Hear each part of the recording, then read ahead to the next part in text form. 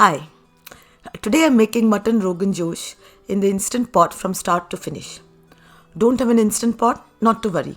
The same recipe can be used for a stovetop preparation in a pressure cooker or a saucepan. I will point out any minor deviations as we go along.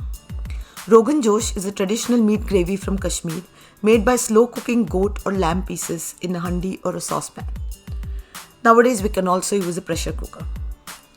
This beautiful red gravy is mildly spicy and has a thin layer of ghee or oil floating on the surface.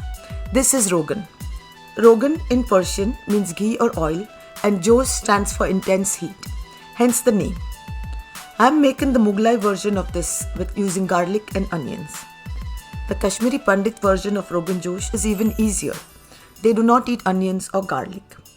Check out the ingredients and procedure in the description box.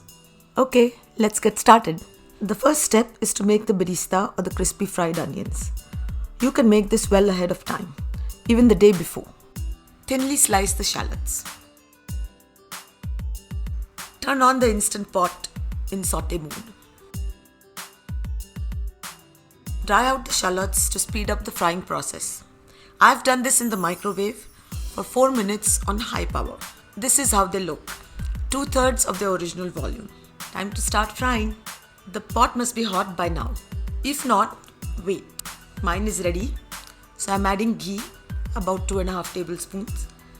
It must cover the base of this pot, otherwise the shallots will stick.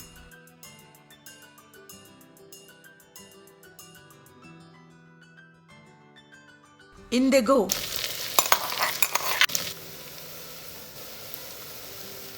The frying process will take about 10 minutes. In the meantime, you can mix the chili paste and pound the spices and any other miscellaneous tasks. Make sure you keep stirring though. Shallots are traditionally used in Kashmir. However, they can be quite cumbersome to peel and slice, so you can just use onions instead.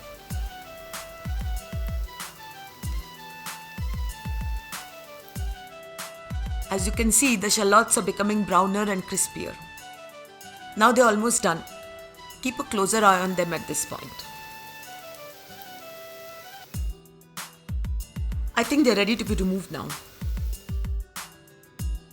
The pot is hot, so it's difficult to remove them all. But it's okay, the remaining ones can stay there.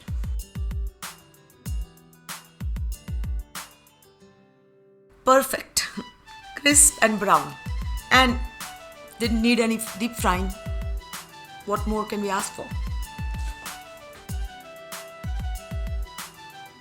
Now for the gravy itself. Adding the remaining ghee, 1.5 tablespoons.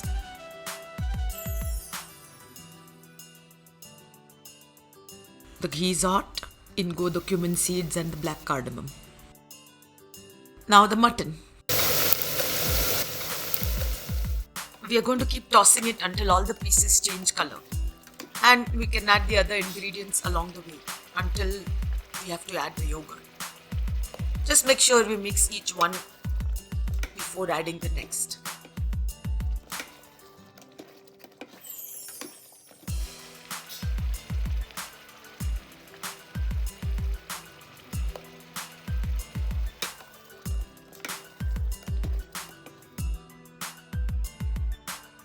The garlic paste and grated ginger.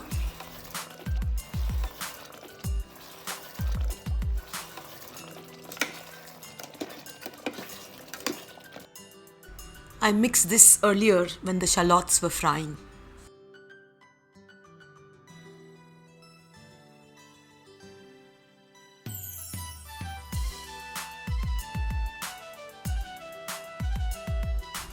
The mutton pieces have changed color now, and we can add the chili paste.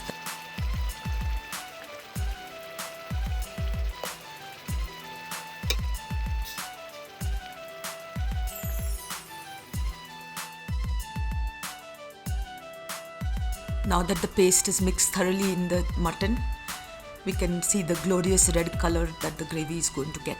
Next, the shallots go in. Leave a few for garnish, about 1 to 2 tablespoons. The pot is nice and hot. Therefore, we have to keep tossing to make sure that nothing sticks to the bottom and turns dark brown or black.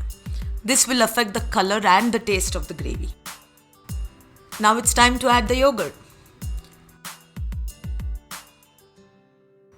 We add 2 tablespoons at a time, mix it in, and then add 2 more tablespoons. This procedure prevents the yogurt from curdling and making the gravy grainy.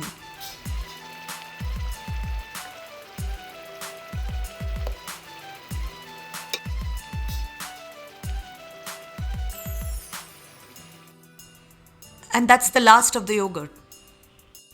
The gravy is already looking good enough to eat. But we are not quite there yet. Still a few steps to go. Now we have to add a few more things before we close the pot. The hing, 1.5 teaspoons. That's a relatively large quantity, quite typical of Kashmiri cuisine. Most other Indian dishes only use about a pinch or 2 at a time. The hing, along with the dry ginger and fennel powder, is responsible for the characteristic flavor of the Rogan Josh. This is a good time to keep some water to boil. 1.5 cups should be plenty. Add the coarsely powdered spices and salt, 1.5 teaspoons of it.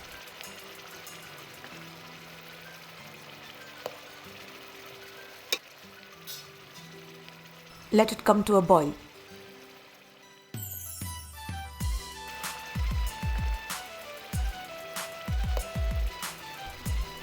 Add the hot water, making sure it doesn't go above the max level of the pot. I've added 1 cup. Just 2 more ingredients to be added. This is the Ratan Jot root. It's mainly added for its color, but it does have a strong flavor to it and we should remove it at the end.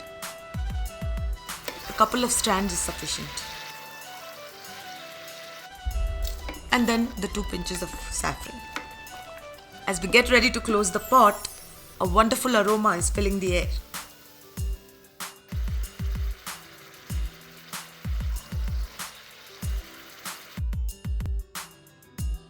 I've closed the pot and set it to slow cook for 1 hour.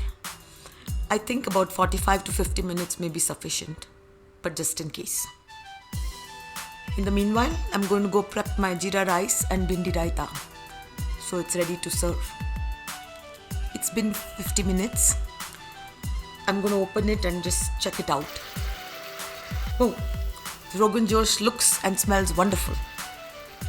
The Rogan is floating on top and the gravy is red, just how it should be. Perfect. Now we need to check and see if the meat is done.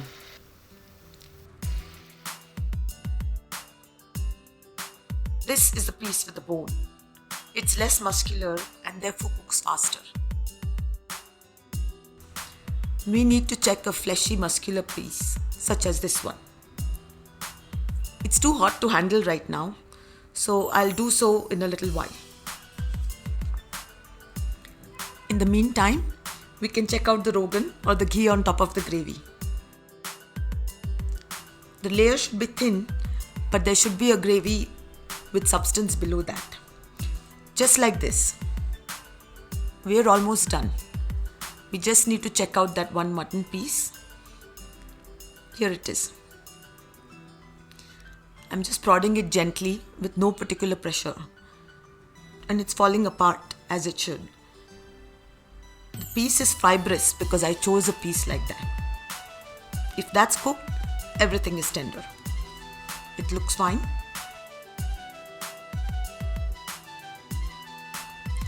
We are ready to serve.